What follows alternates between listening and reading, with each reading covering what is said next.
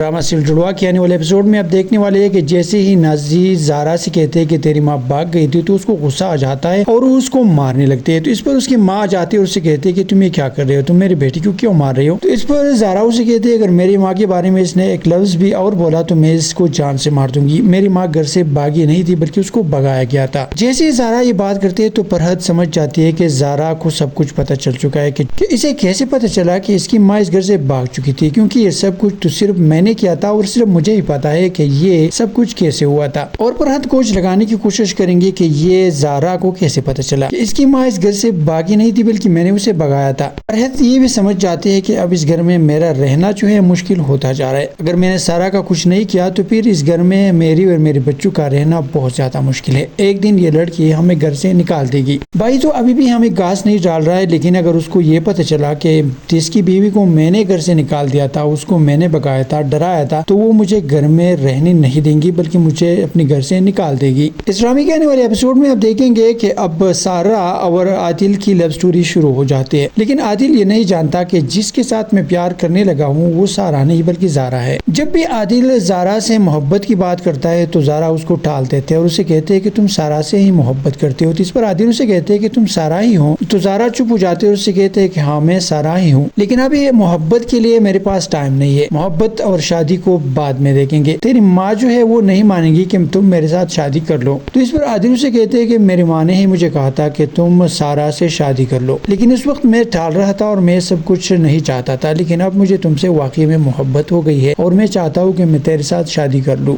زارا یہ بات سارا کو بتاتے ہیں تو سارا اسے کہتی ہے کہ تم یہ کیا کہہ رہے ہو، میں نے تجھے پہلے کہا تھا کہ تم واپس آ جاؤ کیونکہ معاملہ بگڑ نہ پائے، اور میں ڈر رہی ہوں کہ ایسا نہ ہو کہ تیری شادی عادل کے ساتھ ہو جائے۔